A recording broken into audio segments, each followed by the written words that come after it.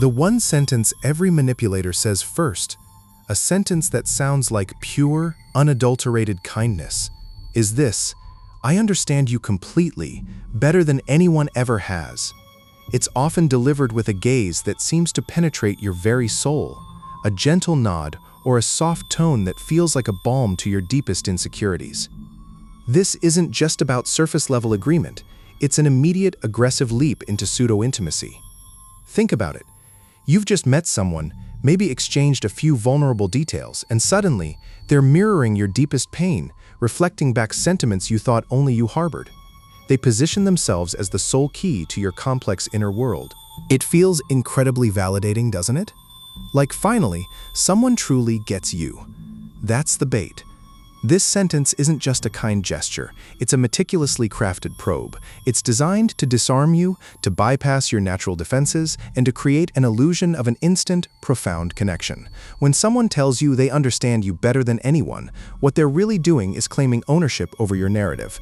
They're telling you that your unique experience, your pain, your dreams, they belong to them now because they've unlocked the secret code to your existence.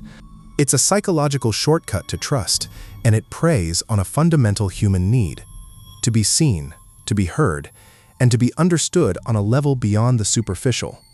We all carry hidden wounds, unspoken longings, and when someone claims to effortlessly see them, it's an intoxicating feeling, almost addictive.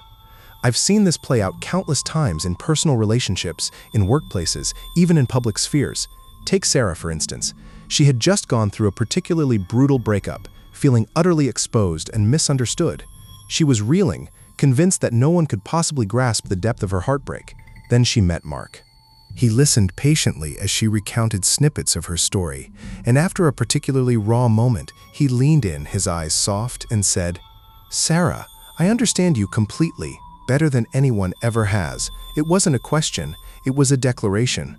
Sarah described it to me later as feeling like a warm blanket had been wrapped around her freezing soul. In that instant, all her walls came crashing down. She felt an overwhelming sense of relief, a comfort that bordered on dependency, all from one carefully placed sentence.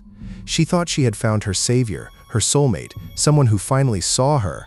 But what happens when someone claims such exclusive understanding? It subtly, almost imperceptibly, begins to isolate you from others. If they are the only one who truly understands you, then by logical extension, your friends, your family, your existing support system, they don't quite measure up, do they? This manipulative phrase plants a tiny seed of doubt about the validity of your other relationships. It suggests that your authentic self can only be truly appreciated, truly known by this one special person. It creates an unspoken, almost spiritual contract where you unconsciously agree to let them be the sole interpreter of your inner world. You start to filter your interactions with others, perhaps subconsciously downplaying their capacity for empathy or insight because you've been told there's a higher standard, one only this new person can meet. This isn't genuine empathy, it's a performance. A true empath might say, "That sounds incredibly tough, and I can only imagine how you must feel." They leave room for your experience to still be yours. A manipulator, however, steps right into your shoes and declares them their own. They don't just relate, they claim to embody your experience. And when we, craving connection, accept that claim, we inadvertently hand over a piece of our autonomy. We allow them to define what our pain means, what our dreams signify, because they've already stated they get it all. It's a very subtle form of control, beginning with the narrative of your own self. Have you ever felt that initial rush of validation, only to later question how someone could know so much about you so quickly? That feeling of unease that creeps in, that whisper in the back of your mind asking, "Did I really reveal enough for that level of insight?" That's your intuition trying to break through the fog of manufactured intimacy. This single sentence also immediately shifts the power dynamic. By asserting this unparalleled understanding, the manipulator positions themselves as an authority on you. They become the expert on your feelings, your motivations, your very identity. It's an intellectual and emotional coup. When you accept their statement, you grant them implicit permission to guide you, to interpret your reactions, and eventually to tell you what you truly feel or need. This is how they begin to erode your self-trust. They start to convince you that their perspective on your life is more accurate, more profound than your own. It's a dangerous game, because once you doubt your own internal compass, you become incredibly susceptible to their direction. Consider David, a charming and charismatic senior manager in a bustling tech startup. A new hire, Maya, was struggling to adapt to the fast-paced environment. Feeling overwhelmed and invisible, David, observing her quiet frustration, approached her. He listened intently as she tentatively voiced her anxieties about fitting in, about the imposter syndrome creeping in. When she finished, his voice was low and reassuring. "Maya," he said, "I understand you completely, better than anyone ever has. I've been there. Everyone else here just sees the numbers, but I see the potential and the struggle underneath." Maya, desperate for a mentor, clung to his words. She felt an instant bond, a sense of belonging she hadn't found anywhere else in the company. David quickly became her confidant, her champion. But that understanding soon morphed into constant guidance, then criticism, and finally isolating her from other colleagues who he claimed didn't get her unique situation. The kindness was a Trojan horse for control. Manipulators are masters of the echo chamber effect.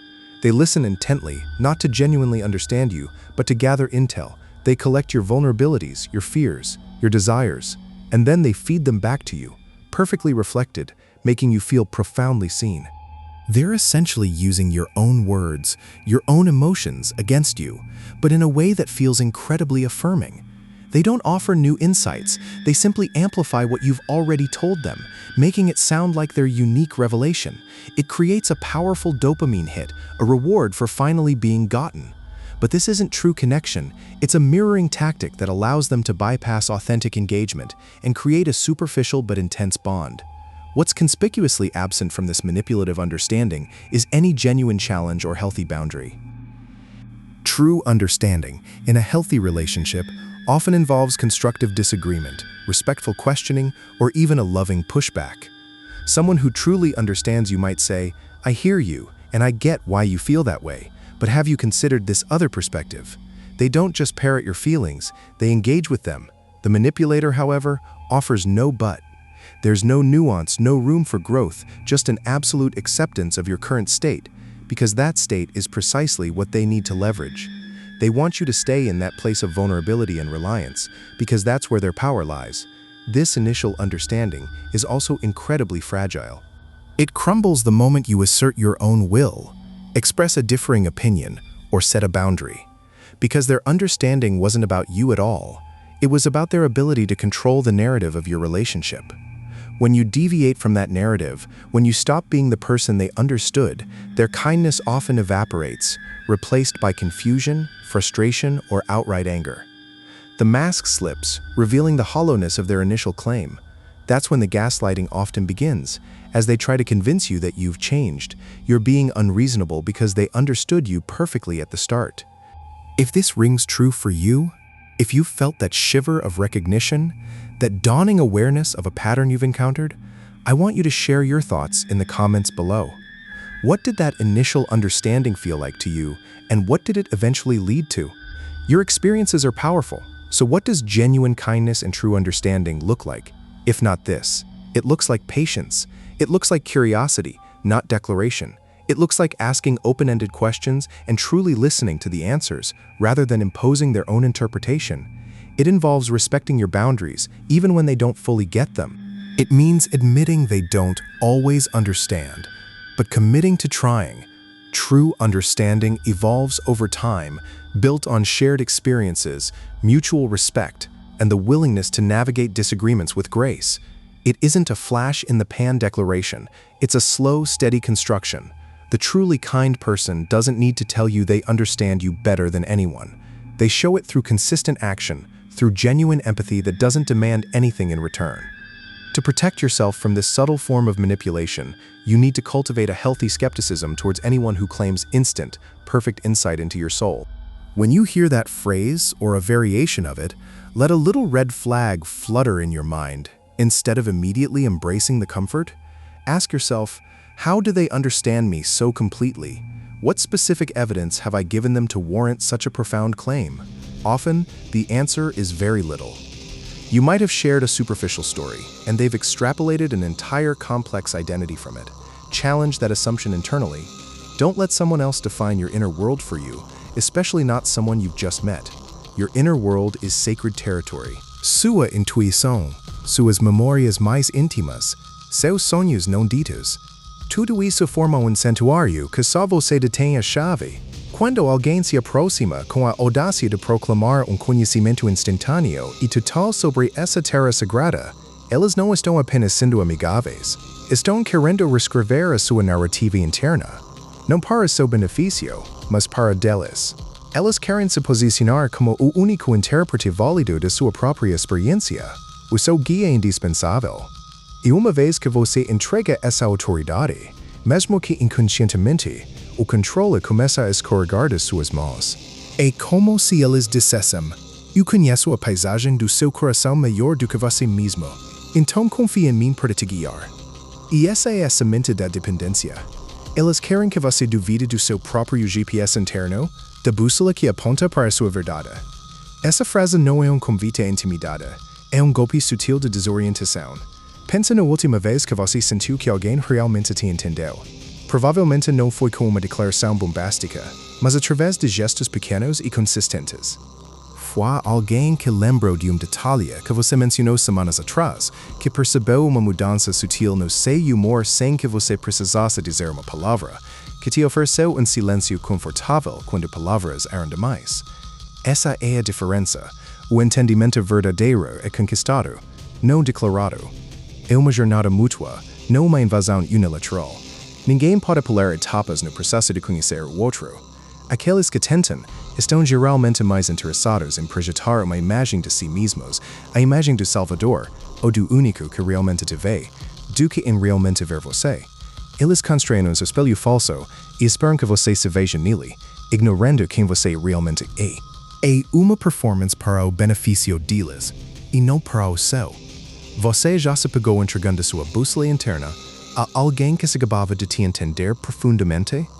Compartilhe sua experiência nos comentários abaixo. Suas histórias não apenas nos alertam, mas também fortalecem nossa comunidade. A verdadeira conexão é construída camada por camada, como a geologia da Terra, revelando a história lentamente, com respeito e admiração por cada nova descoberta. É por isso que, da próxima vez que você ouvir essa frase, lembre-se, a pressa para entender. Você é, na maioria das vezes, a pressa para te controlar. E essa pressa é sempre uma bandeira vermelha. Mantenha as chaves do seu santuário interno bem guardadas. Apenas você pode realmente saber o que é melhor para a sua alma. Não aceite atalhos para a intimidade que sacrificam a sua autonomia. Se você concorda que proteger sua autonomia e sua percepção é crucial em qualquer relacionamento, deixe like neste vídeo. Isso nos ajuda a espalhar essas mensagens importantes e empoderar mais pessoas. O verdadeiro entendimento é presente que se ganha com o tempo, e não uma ferramenta para ser usada na primeira interação. É uma escuta ativa, uma paciência genuína, uma curiosidade sem agenda oculta.